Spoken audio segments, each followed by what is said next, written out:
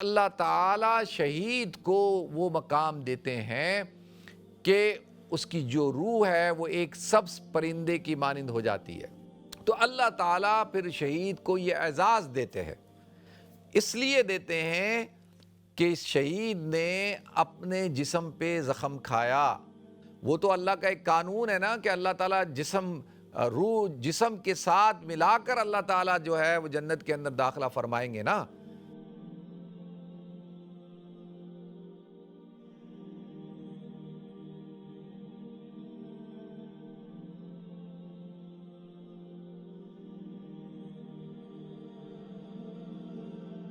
محترم ناظرین کرام، بزرگان دین اور میری عزیز ماؤں اور بہنوں بھائیوں، السلام علیکم ورحمۃ اللہ وبرکاتہ۔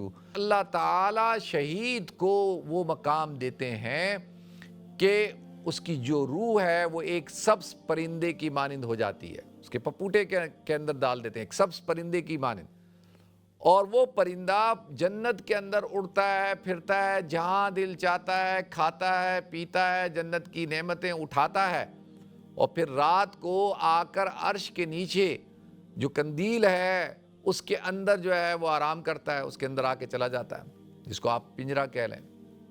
تو اللہ تعالیٰ پھر شہید کو یہ اعزاز دیتے ہیں، اس لیے دیتے ہیں کہ اس شہید نے اپنے جسم پہ زخم کھایا، اپنے جسم کو اللہ کے دین کے لیے، اللہ کے لیے، اللہ کے رسول کے لیے قربان کر دیا۔ تو اللہ تعالیٰ اس کو دو انعامات دے رہے ہیں۔ ایک انعام یہ دے رہے ہیں کہ جب ایک عام انسان انتقال کر جاتا ہے تو اس کا جسم جو ہے وہ قبر میں مٹی میں جا کر مٹی ہو جاتا ہے، اور پھر اللہ تعالیٰ دوبارہ سے اس کے جسم کو اٹھائیں گے کل قیامت کے دن، ہمارا یہ عقیدہ ہے۔ لیکن یہ جو شہید ہوتا ہے جو اپنے جسم پہ زخم کھاتا ہے، تو جسم زخمی ہوا، جب جسم مٹی میں جاتا ہے تو مٹی نہیں ہوتا، اس لیے اللہ تعالیٰ نے شہید کے جسم کو جو ہے محفوظ رکھا، کیونکہ اس نے اپنے جسم کو قربان کیا۔ اس کے جسم پہ زخم لگانا تو اللہ تعالیٰ اس کے جسم کی حفاظت فرماتے ہیں، اور اس کی روح کو اللہ تعالیٰ جو ہے وہ پرندے کے اندر ڈال کر، ایک پرندے کی شکل دے کر، اور اس کو آزاد چھوڑ دیتے ہیں، گھومے پھرے اڑے، جہاں دل چاہنا ہے جائے، کھائے پیے اور مزے کرے، اور عرش کے نیچے آ کے آرام کرے۔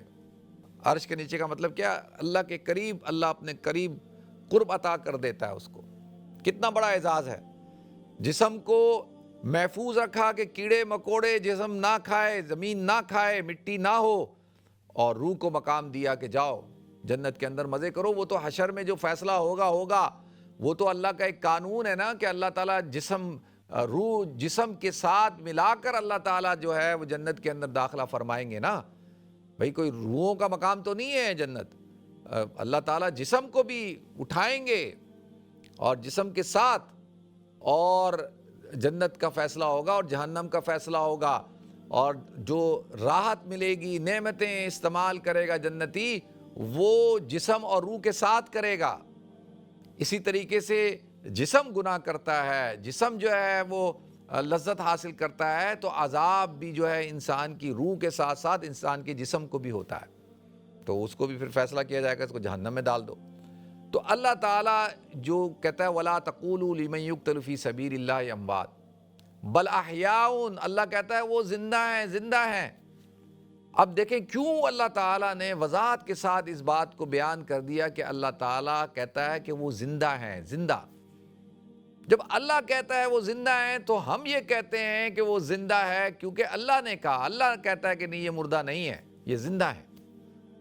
تو اب آپ اور میں اپنا تجزیہ کر لیں، عقل کو استعمال کریں کہ جس کو اللہ اتنا اونچا مقام دے دے، شہادت کا مقام دے دے، تو اللہ کہتا ہے اس کو مردہ مت کہو، وہ زندہ ہے، بل احیاء۔ تو پھر اس سے بات پتہ چلی کہ شہادت جو ہے وہ ایک اعزاز ہے۔ شہادت دیکھیں اتنا بڑا اعزاز کہ حضرت عمر رضی اللہ تعالیٰ عنہ جو ہے وہ اللہ تعالیٰ سے دعا کر رہے ہیں، اللہم ارزقنی شہادۃ فی سبیلک واجعل موتی فی بلد رسولک، کہ اللہ تو مجھے اپنے راستے کی شہادت عطا فرما، مدینہ منورہ کی موت عطا فرما۔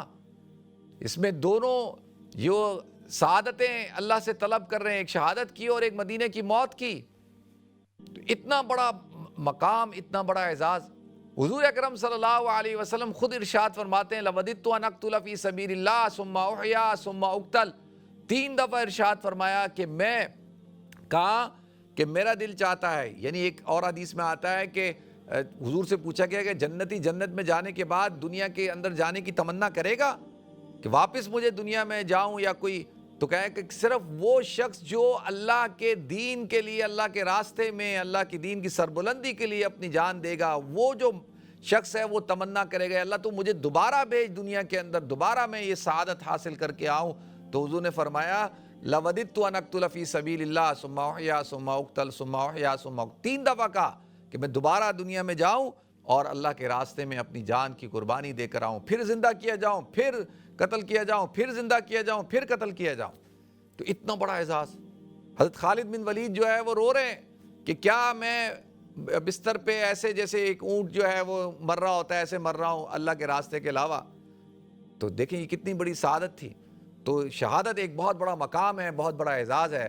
اللہ تعالی ہمیں سمجھ عطا فرمائے. وآخر دعوانا الحمدللہ رب العالمین.